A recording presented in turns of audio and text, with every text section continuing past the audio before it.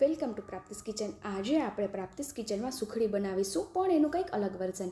તો આજે આપણે ચોકલેટ સુખડી બનાવવાની છે, જે બાળકોને પણ પસંદ આવશે અને મોટાને પણ। તો આ સુખડી બનાવવા માટે એક પેનમાં આપણે અડધા કપ જેટલું ઘી લઈ લઈએ અને એ ઘીને આપણે ગરમ કરી લેવાનું છે। તો અહીં મેં મેઝરમેન્ટ કપથી માપ કર્યું છે, તમે કોઈપણ એક વાટકો સેટ કરી લો। હવે જે વાટકાના માપથી તમે ઘી લીધું છે એ જ વાટકાના માપથી એક વાટકા જેટલો ઘઉંનો ઝીણો લોટ લેવાનો છે, જે આપણે રોટલી બનાવવામાં ઉપયોગમાં લઈએ છીએ। તો સુખડી છે તે જનરલી ઘઉંના ઝીણા લોટમાંથી બનાવવામાં આવે છે। તો અહીં લોટ ઉમેરાઈ જાય ત્યારબાદ ઘી અને લોટને એકદમ સારી રીતે મિક્સ કરી લેવાનું છે। તો અહીં મેં અગાઉ મારી ચેનલ પર મહિકાની ફેમસ એવી સુખડી મેં મારી ચેનલ પર પોસ્ટ કરેલી છે, તો આજે જ પ્રાપ્તિસ કિચનને વિઝિટ કરો, જેમાં તમને આવી ઘણી બધી સ્વીટની રેસિપીની સાથે સિઝનલ રેસિપી, વ્રતની રેસિપી અને ડાયટ રેસિપીઓ પણ મળી રહેશે। તો અહીં ઘીને લોટ એકદમ સારી રીતે મિક્સ થઈ ગયા છે। હવે ગેસની લો ફ્લેમ પર 12 થી 15 મિનિટ જેવું થશે આ લોટને શેકાતા। તો એકદમ ગેસની લો ફ્લેમ પર આપણે કન્ટિન્યુ હલાવીને એકદમ સરસ સુખડી બનાવવા માટે લોટને શેકી લેવાનો છે। આ મેઇન પ્રોસેસ છે। આ પ્રોસેસ કરતા સમયે કોઈ ઉતાવળ ના કરવી, તો ગેસની લો ફ્લેમ પર શેકી લેવાનો છે। સાથે જ આપણે અહીં એવી સુખડી બનાવીએ છીએ જે બાળકો છે તે માંગીને ખાશે। તો એકવાર ચોક્કસથી આ સુખડી ટ્રાય કરજો, જેમાં આપણે ચોકલેટ એડ કરીશું અને એ બાળકોને ખૂબ જ પસંદ આવશે। જનરલી બાળકો આવી કોઈ વસ્તુ ખાતા નથી, તો આ બેસ્ટ વે છે આ રીતે સુખડી બનાવીને ખવડાવવાનો। તો અહીં 13 મિનિટ જેવો સમય થયો છે, તમે જોઈ શકો છો એકદમ સરસ લોટ શેકાઈ ગયો છે, સ્મેલ પણ આવે છે અને સાથે જ કલર પણ તમે જોઈ શકો છો। તો હવે આપણે પહેલાં તેમાં ચોકલેટ ઉમેરી દેવાની છે। તો મારી પાસે આ રીતે નાની નાની ચોકલેટ્સ અવેલેબલ હતી, તમે ડેરી મિલ્ક અથવા તો ડાર્ક ચોકલેટ બંનેમાંથી કોઈ પણ તમે ઉમેરી શકો છો અને ચોકલેટ ઉમેરીને બધું બરાબર મિક્સ કરી દેવાનું છે।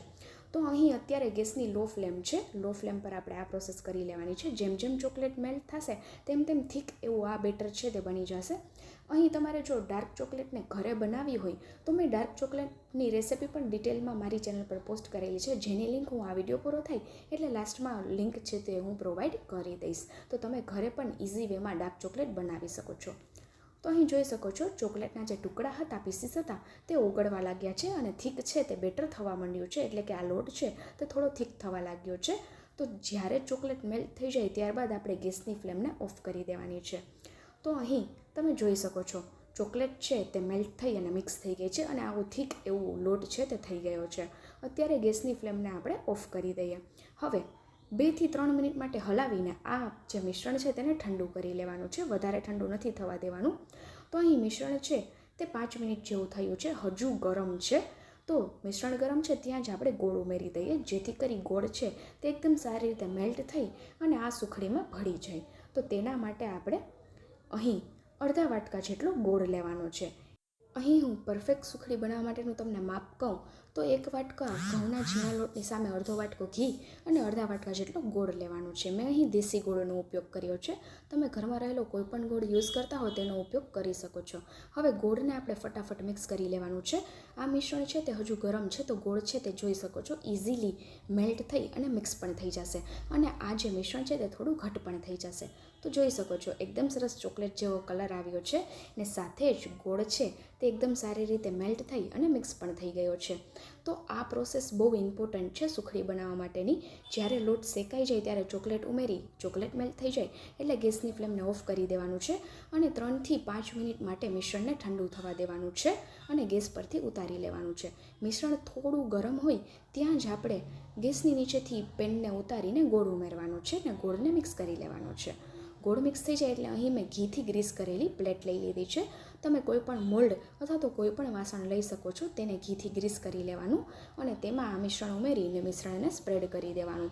તો અહીં તમારે જો વધારે પડતી પતલી એવી સુખડી બનાવવી હોય તો તમે મોટું વાસણ લઈ શકો છો, એટલે કે મોટી પ્લેટ લઈ શકો છો।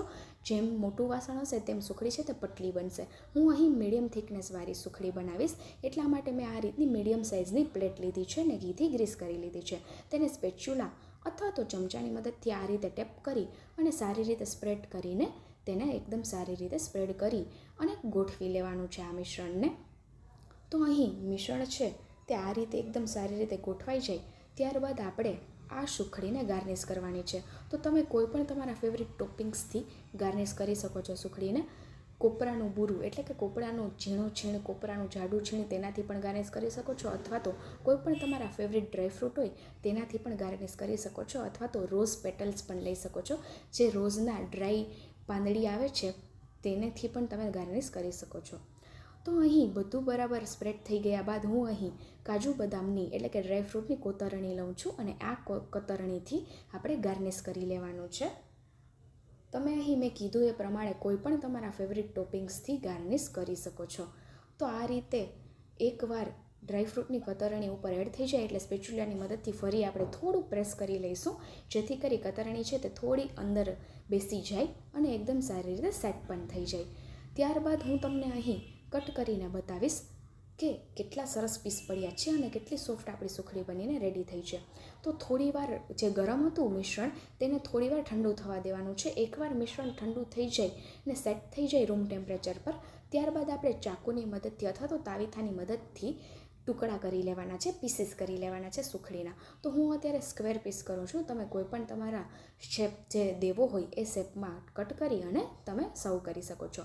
તો અહીં હવે હું તાવીથાની મદદથી એક પીસ તમને કાઢીને બતાવું તો બિલકુલ પણ આ મિશ્રણ છે તે પ્લેટમાં ચીપકતું નથી અને ઇઝીલી ટુકડા થઈ અને તે નીકળી પણ જાય છે. તો જોઈ શકો છો મેં આ રીતની મીડિયમ સાઇઝની સુખડી છે તે બનાવીને રેડી કરી લીધી. જોઈ શકો છો આટલી થિકનેસની સાથે મેં ટુકડા રેડી કર્યા છે.